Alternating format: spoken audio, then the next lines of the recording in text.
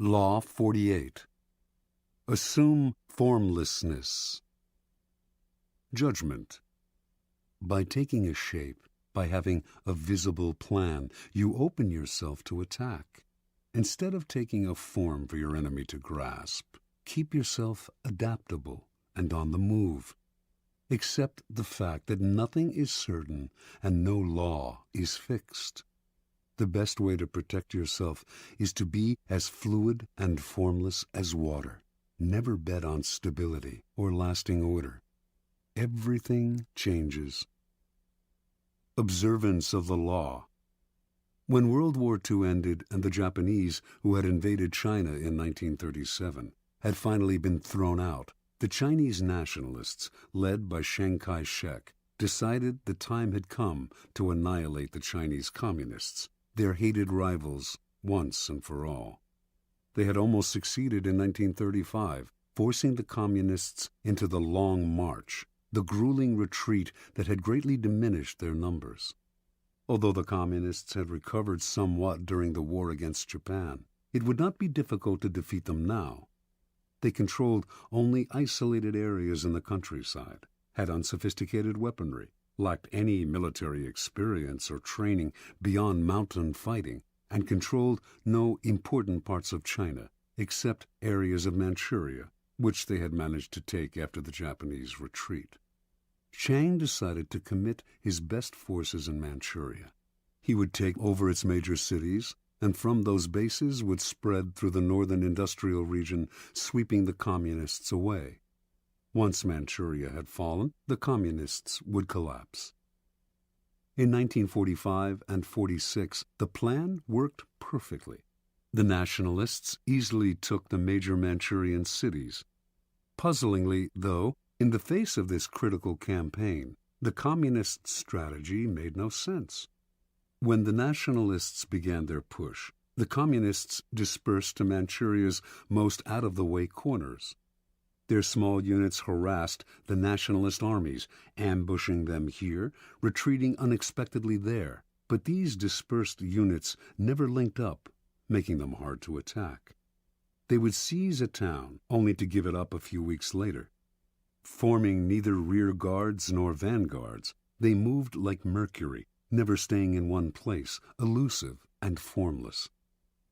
The nationalists ascribed this to two things: cowardice in the face of superior forces, and inexperience in strategy.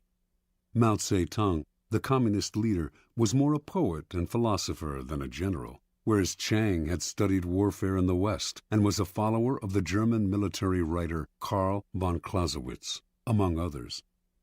Yet a pattern did eventually emerge in Mao's attacks. After the nationalists had taken the cities, leaving the communists to occupy what was generally considered Manchuria's useless space, the communists started using that large space to surround the cities. If Chiang sent an army from one city to reinforce another, the communists would encircle the rescuing army. Chiang's forces were slowly broken into smaller and smaller units, isolated from one another, their lines of supply and communication cut. The nationalists still had superior firepower, but if they could not move, what good was it? A kind of terror overcame the nationalist soldiers. Commanders comfortably remote from the front lines might laugh at Mao, but the soldiers had fought the communists in the mountains and had come to fear their elusiveness. Now these soldiers sat in their cities and watched as their fast-moving enemies, as fluid as water, poured in on them from all sides. There seemed to be millions of them. The communists also encircled the soldiers' spirits, bombarding them with propaganda to lower their morale and pressure them to desert. The nationalists began to surrender in their minds. Their encircled and isolated cities started collapsing even before directly attacked. One after another fell in a quick succession. In November of 1948, the nationalists surrendered Manchuria to the communists, a humiliating blow to the technically superior nationalist army, and one that proved decisive in the war. By the following year, the Communists controlled all of China. Interpretation. The two board games that best approximate the strategies of war are chess and the Asian game of Go. In chess, the board is small. In comparison to Go, the attack comes relatively quickly, forcing a decisive battle. It rarely pays to withdraw or to sacrifice your pieces, which must be concentrated at key areas. Go is much less formal. It is played on a large grid with 361 intersections, nearly 6 times as many positions as in chess. Black and white stones, one color for each side, are placed on the board's intersections, one at a time, wherever you like. Once all your stones, 52 for each side, are on the board, the object is to isolate the stones of your opponent by encircling them. A game of Go, called Wei Qi in China, can last up to 300 moves. The strategy is more subtle and fluid than chess, developing slowly. The more complex the pattern your stones initially create on the board, the harder it is for your opponent to understand your strategy. Fighting to control a particular area is not worth the trouble. You have to think in larger terms, to be prepared to sacrifice an area in order eventually to dominate the board. What you are after is not an entrenched position, but mobility. With mobility, you can isolate the opponent in small areas and then encircle them. The aim is not to kill off the opponent's pieces directly, as in chess, but to induce a kind of paralysis and collapse. Chess is linear, position-oriented, and aggressive. Go is nonlinear and fluid. Aggression is indirect until the end of the game, when the winner can surround the opponent's stones at an accelerated pace. Chinese military strategists have been influenced by Go for centuries. Its proverbs have been applied to war time and again. Mao Zedong was an addict of Wei Qi, and its precepts were ingrained in his strategies. A key Wei Qi concept, for example, is to use the size of the board to your advantage, spreading out in every direction so that your opponent cannot fathom your movements in a simple, linear way. Every Chinese, Mao once wrote, should consciously throw himself into this war of a jigsaw pattern against the nationalists. Place your men in a jigsaw pattern in Go, and your opponent loses himself trying to figure out what you are up to. Either he wastes time pursuing you, or, like Chiang Kai-shek, he assumes you are incompetent and fails to protect himself. And if he concentrates on single areas, as Western strategy advises, he becomes a sitting duck for encirclement. In the Wei Qi way of war, you encircle the enemy's brain, using mind games, propaganda, and irritation tactics to confuse and dishearten. This was the strategy of the Communists, an apparent formlessness that disoriented and terrified their enemy. Where chess is linear and direct, the ancient game of Go is closer to the kind of strategy that will prove relevant in a world where battles are fought indirectly, in vast, loosely connected areas. Its strategies are abstract and multidimensional, inhabiting a plane beyond time and space, the strategist's mind. In this fluid form of warfare, you value movement over position. Your speed and mobility make it impossible to predict your moves. Unable to understand you, your enemy can form no strategy to defeat you. Instead of fixing on particular spots, this indirect form of warfare spreads out, just as you can use the large and disconnected nature of the real world to your advantage. Be like a vapor. Do not give your opponents anything solid to attack. Watch as they exhaust themselves pursuing you, trying to cope with your elusiveness. Only formlessness allows you to truly surprise your enemies. By the time they figure out where you are and what you are up to, it is too late. Keys to power. The human animal is distinguished by its constant creation of forms. Rarely expressing its emotions directly, it gives them form through language. or through socially acceptable rituals. We cannot communicate our emotions without a form. The forms that we create, however, change constantly, in fashion, in style, in all those human phenomena representing the mood of the moment. We are constantly altering the forms we have inherited from previous generations, and these changes are signs of life and vitality. Indeed, the things that don't change, the forms that rigidify, come to look to us like death, and we destroy them. The young show this most clearly. Uncomfortable with the forms that society imposes upon them, having no set identity, they play with their own characters, trying on a variety of masks and poses to express themselves. This is the vitality that drives the motor of form, creating constant changes in style. The powerful are often people who, in their youth, have shown immense creativity in expressing something new through a new form. Society grants them power because it hungers for and rewards this sort of newness.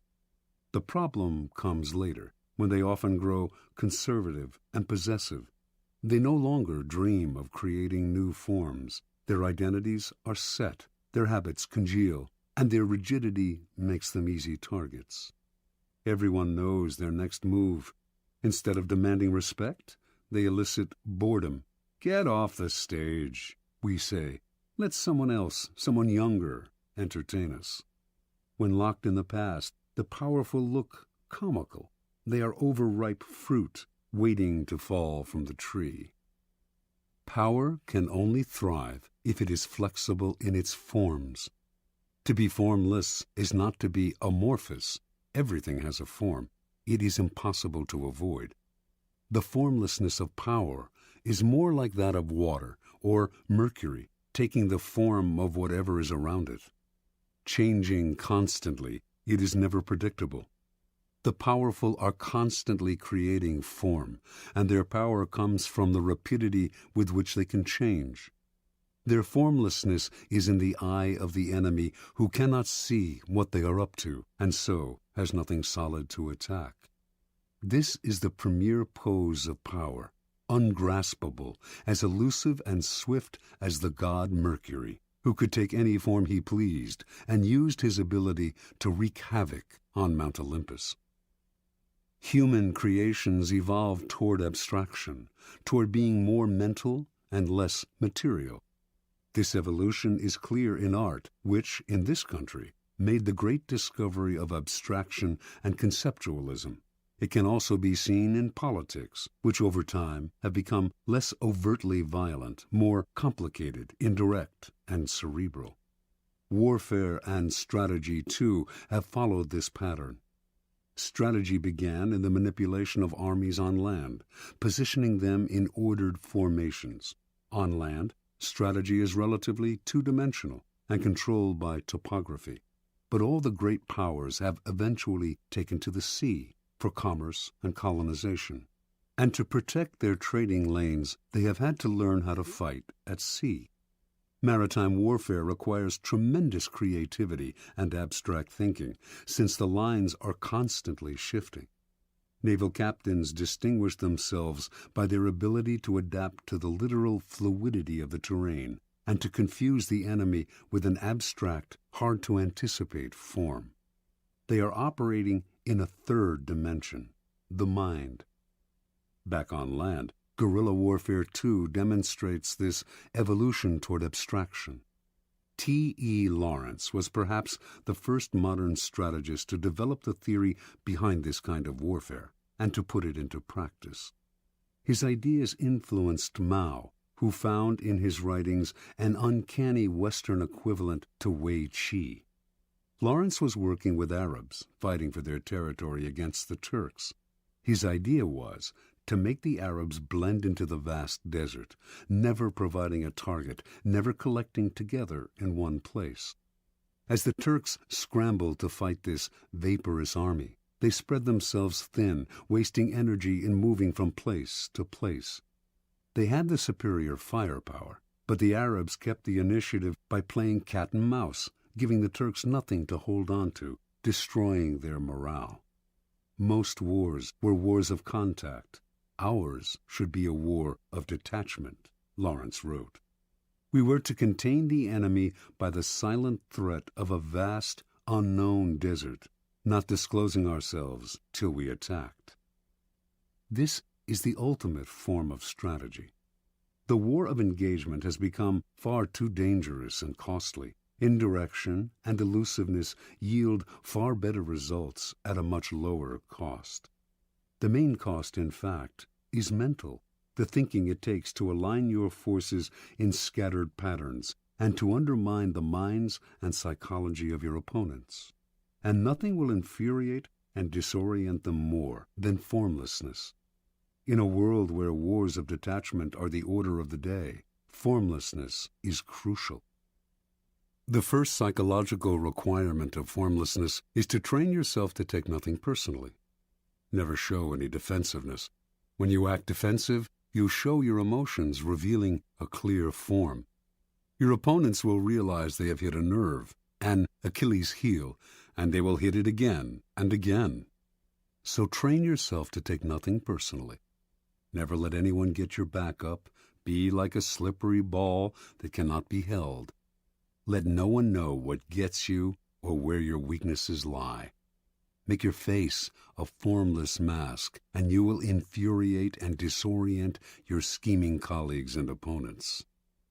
One man who used this technique was Baron James Rothschild. A German Jew in Paris, in a culture decidedly unfriendly to foreigners, Rothschild never took any attack on him personally or showed he had been hurt in any way. He furthermore adapted himself to the political climate, whatever it was. The stiffly formal Restoration monarchy of Louis XVIII, the bourgeois reign of Louis Philippe, the Democratic Revolution of 1848, the upstart Louis Napoleon crowned emperor in 1852. Rothschild accepted them one and all and blended in. He could afford to appear hypocritical or opportunistic because he was valued for his money, not his politics. His money was the currency of power. While he adapted and thrived, never showing a form, all the other great families that had begun the century immensely wealthy were ruined in the period's complicated shifts and turns of fortune. Attaching themselves to the past, they revealed their embrace of a form.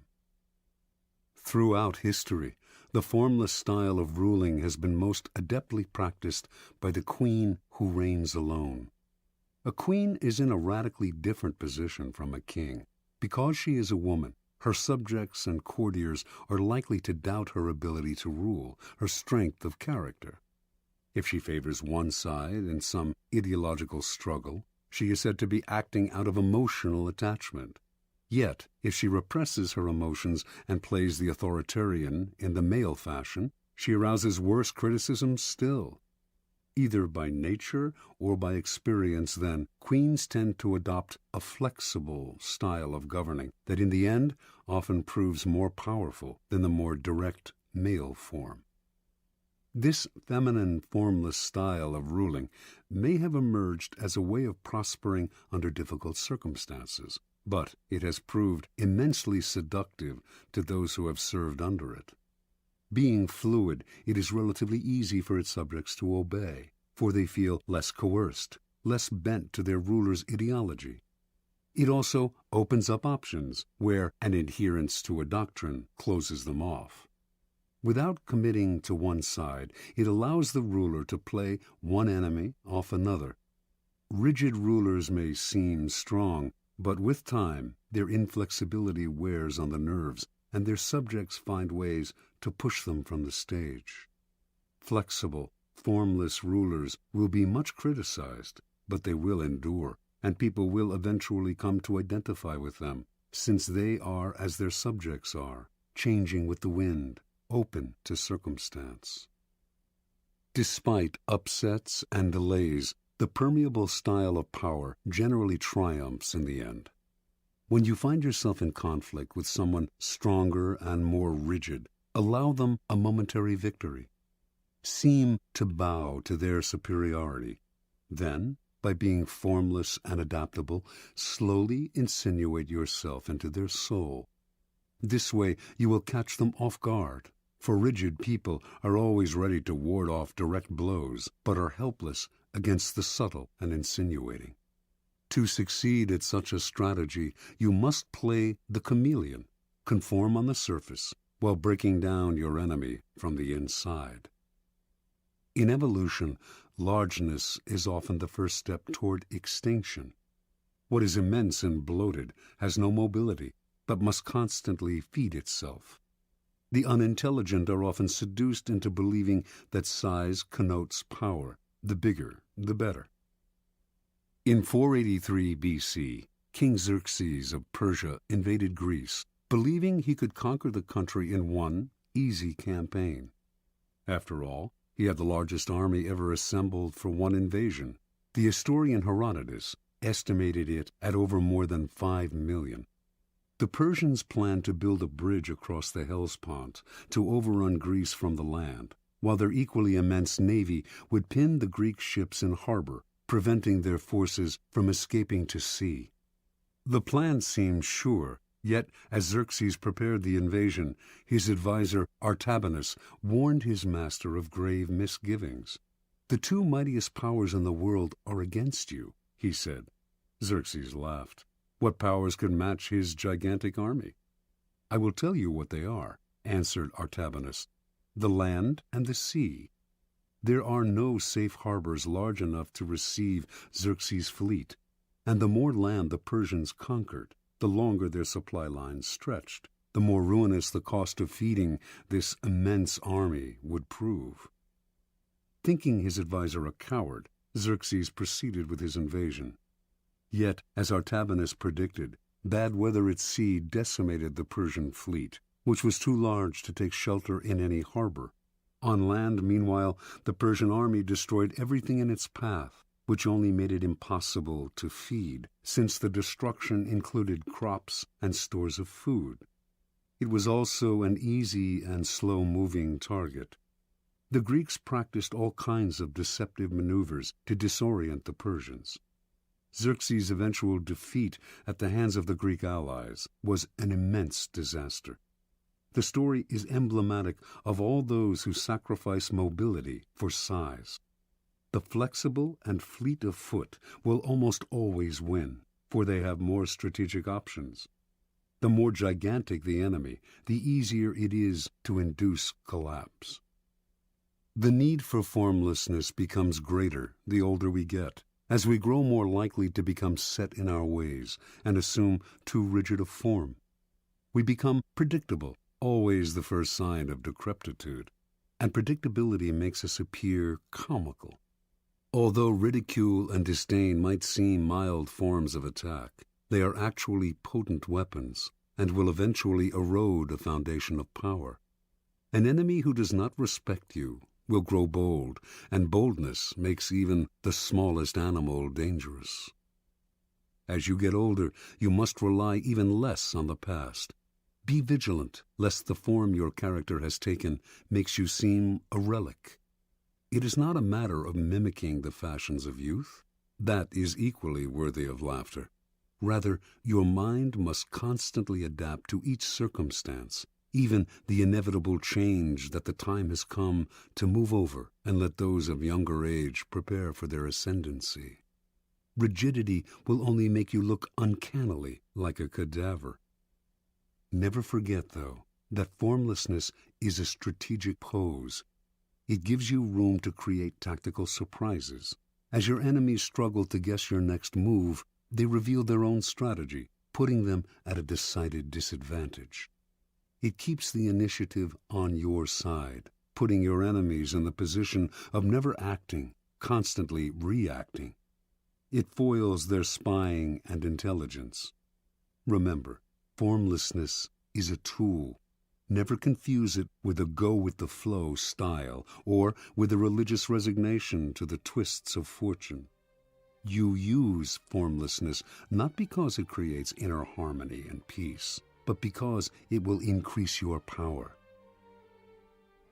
Finally, Learning to adapt to each new circumstance means seeing events through your own eyes and often ignoring the advice that people constantly peddle your way. It means that ultimately you must throw out